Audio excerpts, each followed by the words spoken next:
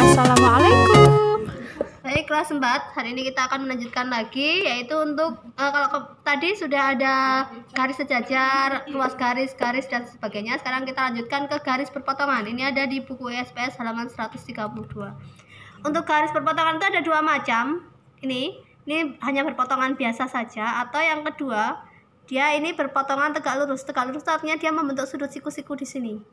Itu ya, jadi namanya berpotongan tegak lurus itu ketika dia di sini membentuk sudut siku-siku. Simbolnya seperti ini, bisa juga kadang seperti ini, atau bisa ditulis langsung 90 derajat kayak gitu. Tapi jarang ya kalau langsung ditulis. Artinya kalau ada simbol seperti ini atau seperti ini, dia artinya sudutnya itu adalah 90 derajat. Ini berpotongan tegak lurus. Untuk contoh soalnya,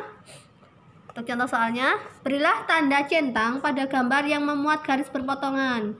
Nah, ini kalau ini dia kan diperpanjang sampai manapun dia nggak akan berpotongan ya. Namanya apa tadi? Ini adalah garis sejajar. Jadi ini bukan berpotongan. Sekarang yang B ini kita lihat ya, kalau berpotongan itu pasti ada satu titik yang menyentuh, bersentuhan. Kalau sejajar kan nggak mungkin, dia nggak mungkin bersentuhan. Tapi ini ada hanya satu aja. Kalau berpotongan tuh nggak boleh lebih dari satu titik ya. Kalau dua garis berpotongan tuh berarti dia hanya satu titik aja yang menyentuh.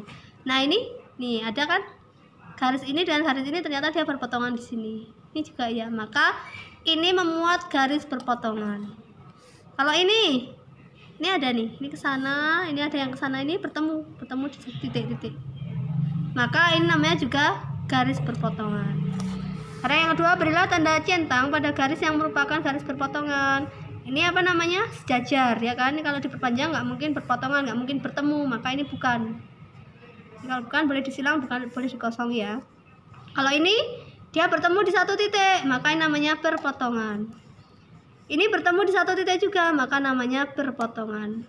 Yang ini kalau diperpanjang dia nggak mungkin ketemu, maka namanya bukan berpotongan tapi sejajar. Kemudian yang nomor 3, tuliskan semua garis yang berpotongan dengan garis peki. Peki mana ini? Peki ini ya. Mana yang memotong peki? Kalau CD sama peki dia nggak berpotongan, nggak mungkin berpotongan di sejajar. Sama AB juga sejajar. Yang memotong peki itu mana? Oh ini, RS ini. Sama KL. KL itu memotong di sini.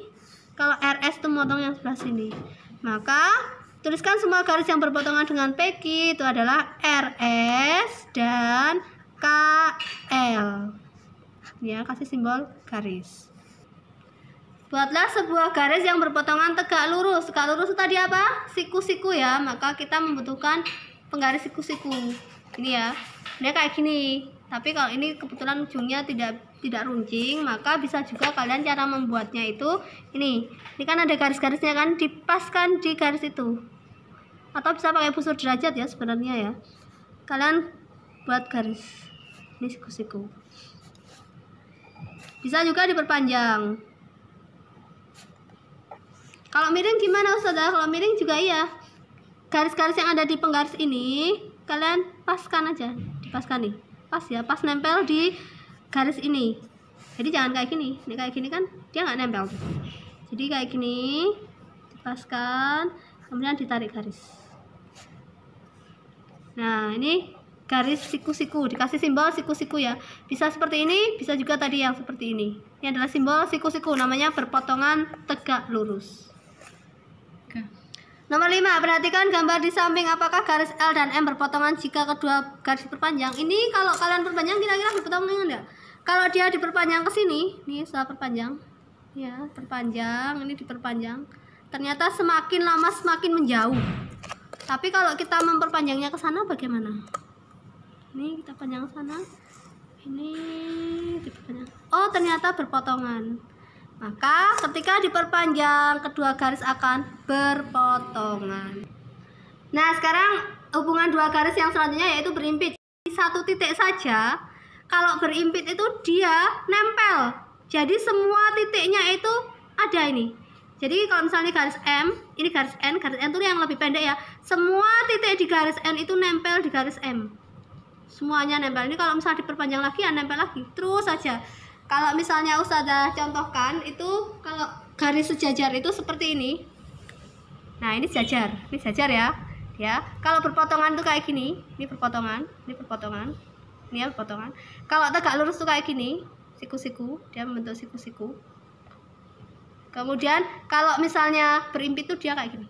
Nah, nempel, bener-bener nempel, atau jejer kayak gini, nempel, nggak ada jarak. Kalau sejajar tuh kayak gini, kalau ini jejer, rapet gini ya, namanya berimpit. Baik, soalnya berilah tanda centang pada garis yang berimpit, yang nempel, bener-bener nempel. Nah, ini kan dalam satu garis ini penggaris oranye, kemudian ini di bawahnya atau di bawahnya ada penggaris hijau, maka dia namanya berimpit.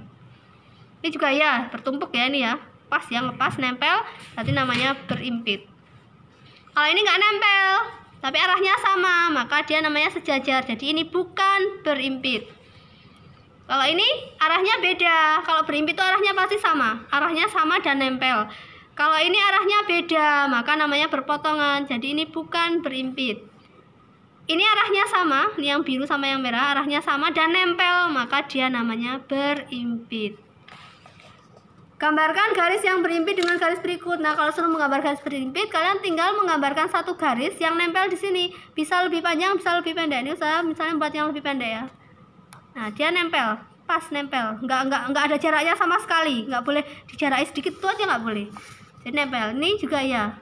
Ini misalnya usaha buat yang lebih panjang. Nah, ini dia nempel, benar-benar nempel. Ini adalah namanya garis berimpit.